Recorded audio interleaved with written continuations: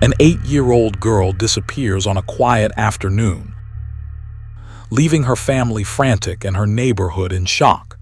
At first, it seems like a simple missing child case, but when detectives dig deeper, the investigation takes a chilling turn that would haunt the community for decades.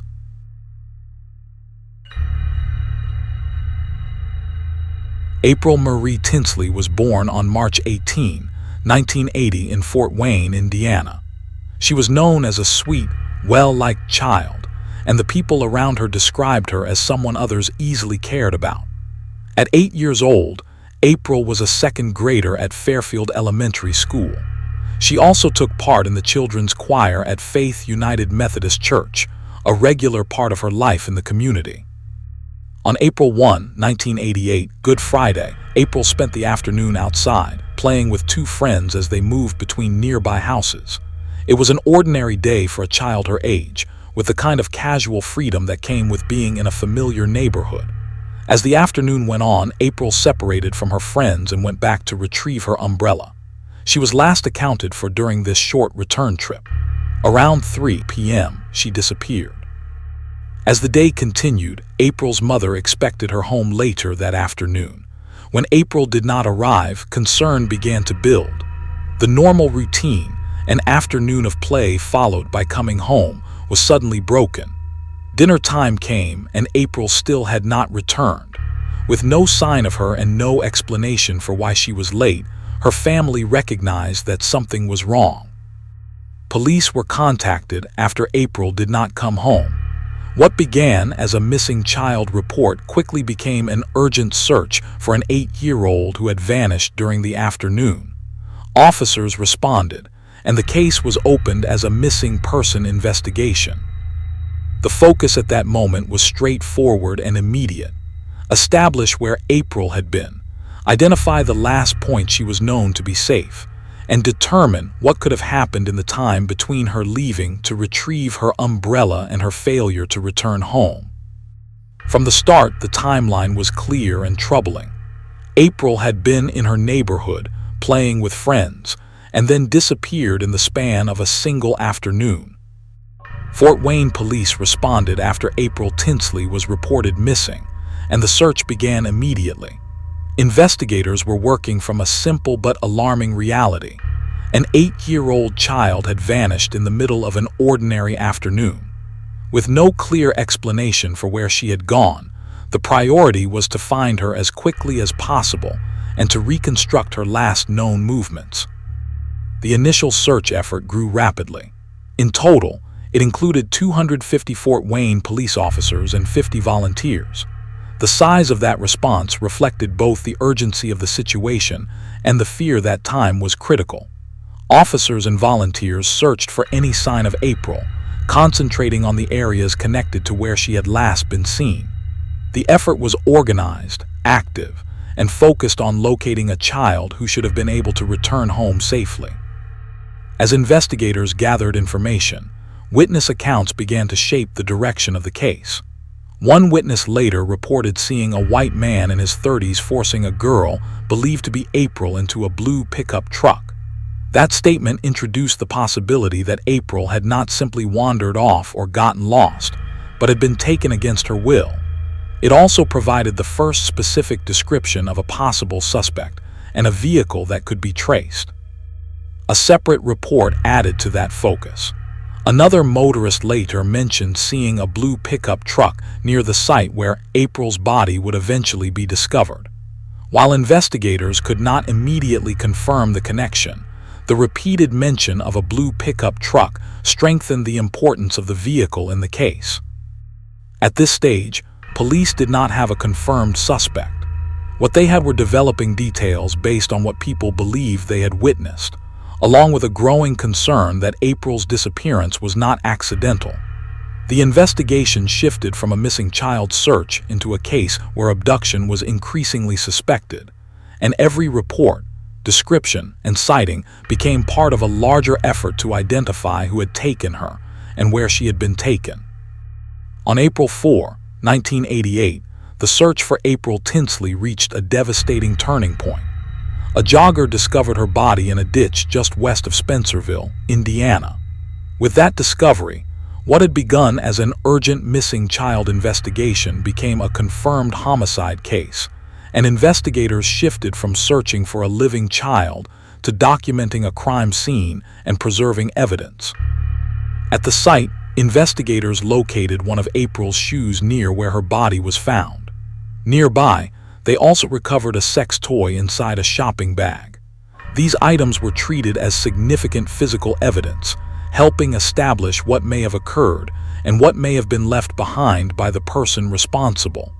As law enforcement worked the scene, additional information continued to come in. A motorist later reported seeing a blue pickup truck near the area, reinforcing earlier witness statements that had already pointed investigators toward a similar vehicle. An autopsy was conducted, and the findings confirmed the nature of the crime. April had been raped and strangled to death. Her cause of death was listed as asphyxiation. The report suggested she had been dead for about 1 to 2 days before she was discovered. It also indicated that she had been placed in the ditch approximately 4 hours before the jogger found her.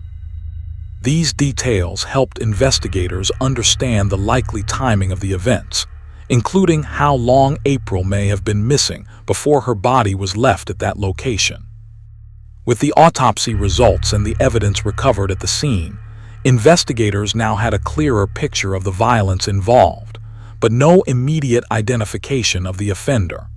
The case moved fully into homicide investigation procedures, with attention centered on physical evidence, witness information, and any leads that could explain how April was taken and who was responsible. In the days that followed, the public response in Fort Wayne was immediate. On April 5, 2 local radio stations established reward funds to support the investigation. Additional funds were raised to help with April's burial and to support her family. A memorial service was held on April 8, 1988, at Faith United Methodist Church. April was buried at Greenlawn Memorial Park in Fort Wayne. In the early period following April Tinsley's murder, investigators worked to identify a suspect who could be connected to the abduction and killing. The case had already drawn major attention in Fort Wayne, and the pressure to find answers was immediate. Police followed leads as they came in, reviewed information gathered from the search efforts, and continued building the case using the limited evidence available at the time. During this early phase, police attention turned to a 34-year-old suspect. He was charged with child molestation in a separate case, and for a period, that development appeared to offer a possible direction for investigators. However, the suspect was later acquitted of those charges the following month. With no conviction and no confirmed link to April's case established through that lead, the investigation did not reach a lasting resolution, and authorities remained without a clear person responsible for the crime. As the case continued without an arrest, the Fort Wayne community responded in a more organized way. On April 20, 1988, 90 members of the community formed a volunteer group called April. The name stood for Associated Parents Regional Independent League, and it was later known as Abduction Prevention Reconnaissance and Information League.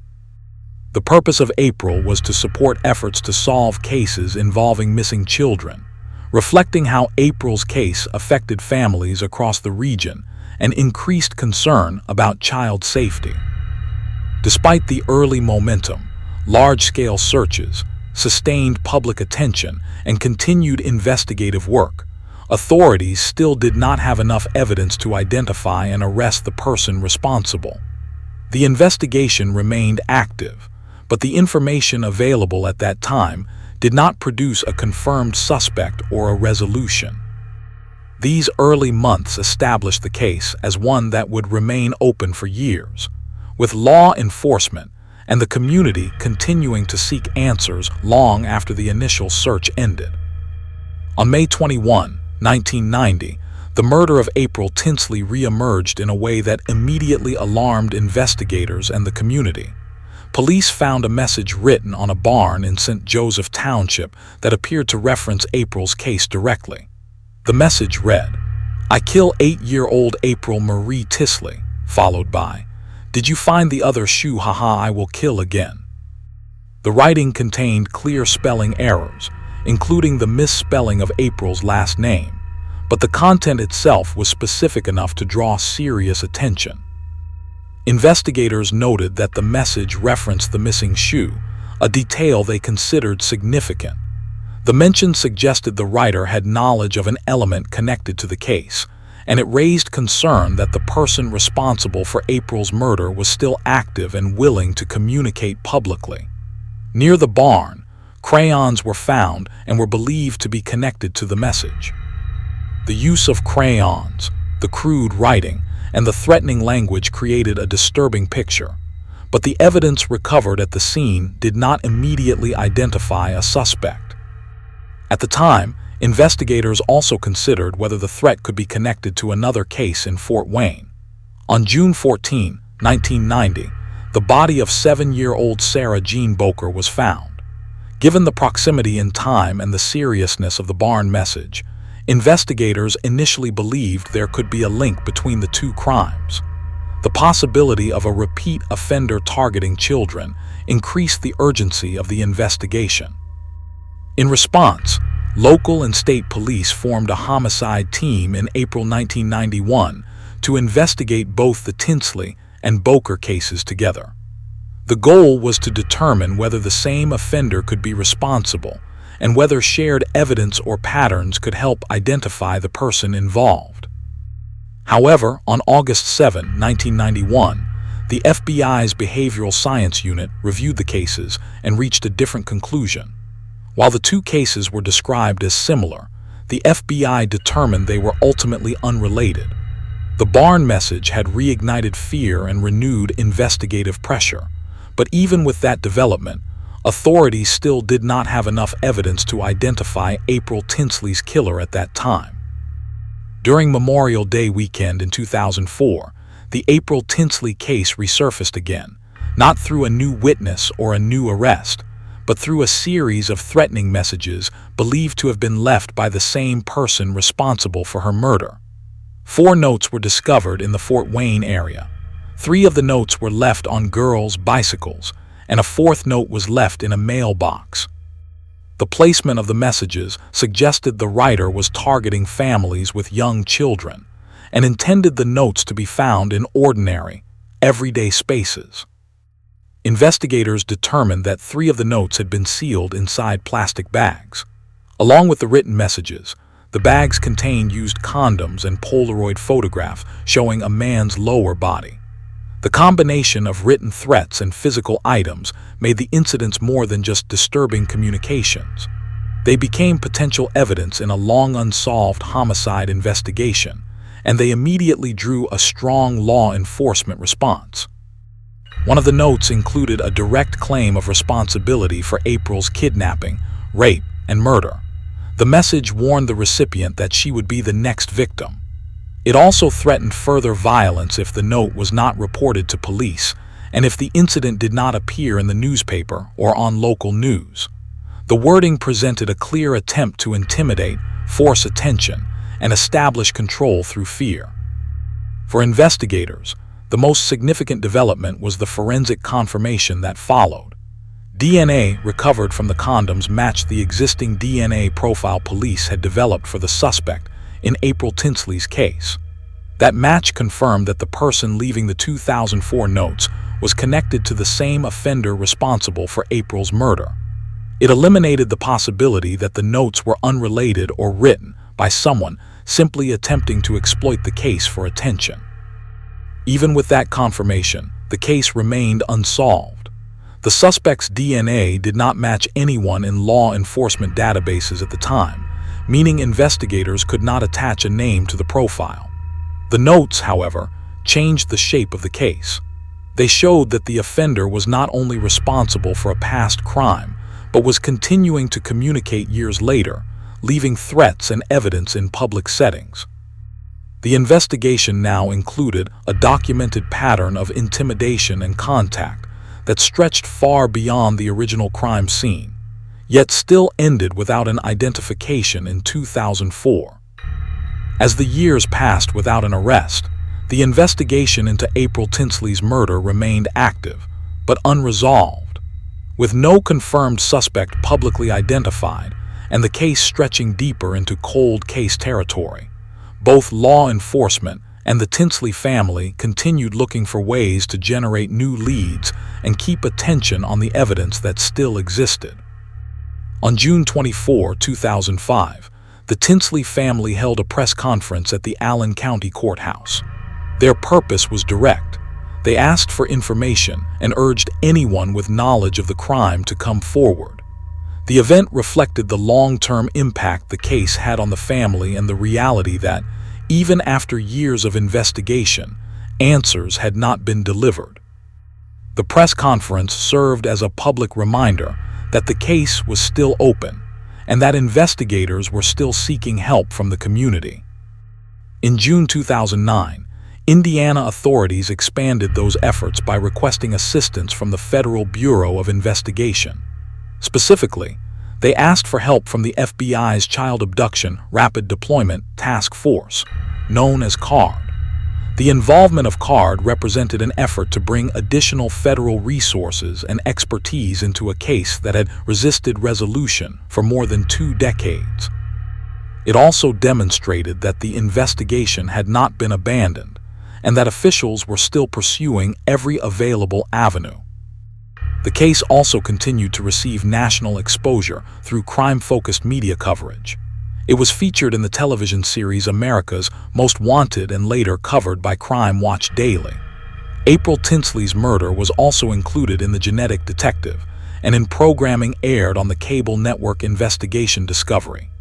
These appearances were part of a broader strategy to keep the case visible, encourage tips, and remind the public that the killer had not yet been identified. Throughout these years, the focus remained on the same goal: turning renewed attention into actionable leads. Law enforcement continued working the case over decades, and the Tinsley family stayed publicly involved, pressing for justice and resolution. Soon after April Tinsley's murder, investigators began building a description of the offender using the information available at the time. One of the earliest tools was a composite sketch released by police, created from a witness account of the person believed to have been involved in April's abduction. The sketch was intended to generate leads and encourage members of the public to report anyone who resembled the description. Alongside witness-based efforts, investigators also pursued forensic testing. On April 26, 1988, police sent DNA samples from April and 5 suspects to a private laboratory in Germantown, Maryland, for profiling. At that time, DNA technology was far more limited than it would later become. The results from the testing were inconclusive, leaving investigators without a clear forensic match that could point them to a specific person. As the case continued into the following decades, law enforcement relied on additional methods to narrow the suspect pool. In 2009, the FBI's Behavioral Analysis Unit created a profile of the offender. The profile described the suspect as a preferential child sex offender, meaning an individual with a long-term and persistent sexual desire for children. According to the profile, the offender was believed to be a white male who would have been in his 40s through 50s at that time. The FBI assessment also suggested he likely lived or worked in Northeast Fort Wayne or Allen County and had a low to medium income. Even with profiling and long-term investigation, the case remained unsolved, and investigators continued to look for ways to produce new leads. In June 2015, the Virginia-based company Parabon released a snapshot composite sketch based on information from the suspect's DNA. This approach was designed to create an estimated physical appearance using genetic markers, offering a different path when traditional identification methods had not worked. In early May 2016, police released an updated version of the snapshot composite, continuing their effort to generate tips and bring renewed attention to the suspect's possible appearance. These steps reflected a steady shift toward forensic advancements as the case aged. Over time, investigators combined witness information, behavioral profiling, and DNA-based tools in an ongoing attempt to identify April Tinsley's killer and move the case toward resolution. In 2018, the investigation into April Tinsley's murder reached a turning point through the use of forensic genealogy. After decades of work, investigators still had a DNA profile connected to the offender, but no name that matched it in traditional law enforcement databases. That changed in May 2018, when a Fort Wayne Police Department detective sent a sample of the suspect's DNA to the forensics company Parabon Nanolabs. Parabon used the genealogy website GEDmatch to search for relatives connected to the unknown DNA profile, opening a new path that did not rely on direct database matches. Instead of looking for the suspect himself, the process focused on identifying family connections. By locating genetic relatives and building out family relationships, investigators could narrow the possibilities step by step. This method allowed the case to move forward in a way that had not been possible during earlier years of the investigation, when DNA technology and searchable databases were more limited. On July 2, 2018, genealogist C.C. Moore narrowed the list of suspects to 2 brothers. One of them was 59-year-old John D. Miller of Grable, Indiana. At that time, neighbors described Miller as secluded and often angry, a detail noted as part of the background information surrounding the identification process. With the suspect list reduced to 2 individuals, investigators now had a clear target for confirmation through direct DNA comparison. To do that, police collected discarded material from Miller's trash. Investigators found used condoms in the trash and obtained DNA from them. The sample matched the suspect DNA profile that had been connected to April Tinsley's murder and the later threatening notes. With that match, investigators were able to connect the decades-old evidence to a specific person for the first time. The confirmation marked a breakthrough that fundamentally changed the case. For years, investigators had evidence that could identify the offender through DNA, but only if they could find a direct match. The genealogy approach overcame that barrier by using family links to guide investigators toward the correct individual. By identifying relatives, narrowing down the family tree, collecting discarded DNA, and confirming the match, law enforcement was finally able to put a name to the person connected to April Tinsley's murder. On July 15, 2018, after investigators confirmed a DNA match, detectives approached John D. Miller at his home and asked him to come with them to the police station. The contact was direct and procedural, marking the first time in the investigation that law enforcement had a confirmed suspect tied to the evidence. Once Miller arrived at the station, he was advised of his rights. Investigators then asked him a simple question: did he know why they wanted to speak with him? According to police, Miller replied with 2 words that immediately connected him to the case: April Tinsley. During the interview that followed, Miller confessed. He admitted that he abducted April, raped her, and choked her to death inside his trailer. His statements provided investigators with a clear account of what he said he had done, confirming the core facts of the crime that had been investigated for decades. Miller also gave information about his intent leading up to the abduction. According to the provided background, he said he had planned to kidnap a child, but that he had not seen April before taking her. He said he asked her to get into his car, then took her to his trailer, where he raped and killed her. He later said that at night he took her body to a ditch. Following his arrest, officials filed formal charges against Miller. He was charged with murder, child molestation, and confinement. On July 19, 2018, Miller appeared in court and entered a plea of not guilty. The case continued through the legal process, with the charges reflecting the severity of the crime and the evidence that had been developed through the investigation. Months later, the case reached its final courtroom outcome. On December 7, 2018, Miller changed his plea to guilty. In doing so, he stated that he raped April and strangled her with his bare hands. With the guilty plea entered, the case moved to sentencing. Miller was sentenced to 80 years in prison. The sentence was structured as 50 years for murder and 30 years for child molestation. With that judgment, the legal process concluded, bringing a formal resolution to a case that had remained unsolved for more than 30 years. After John D. Miller was sentenced to 80 years in prison, he was placed into the custody of the Indiana Department of Correction. Following sentencing, he was housed at the Indiana Department of Correction Reception Diagnostic Center in Plainfield. On January 16, 2019, Miller was moved to the New Castle Correctional Facility, where he remained as part of the state prison system. His earliest possible release date was scheduled for July 15, 2058, a date that would have made him 99 years old if he had lived to reach it. However, Miller did not survive to that point. He died of natural causes at St. Vincent Indianapolis Hospital on September 4, 2025. Even after the legal outcome, April Tinsley's case continued to leave a lasting mark on Fort Wayne.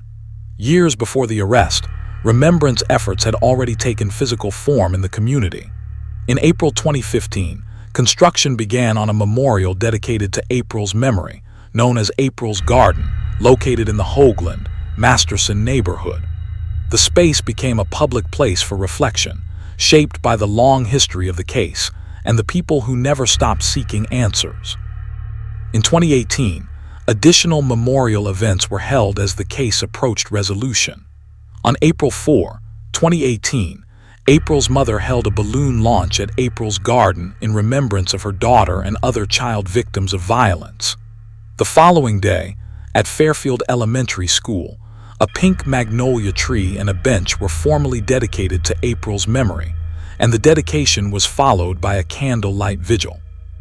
After Miller's arrest, a memorial walk starting at April's Garden was held on July 28, 2018, continuing the public acknowledgement of April's life and the community's support. Recognition also came to those who worked the case. In May 2019, 9 investigators received a National Policing Award from the National Association of Police Organizations for their collaborative efforts over 30 years to secure the arrest and conviction. If you want more true crime documentary-style cases covered in this level of detail, make sure to like the video, subscribe, and turn on notifications so you don't miss the next case.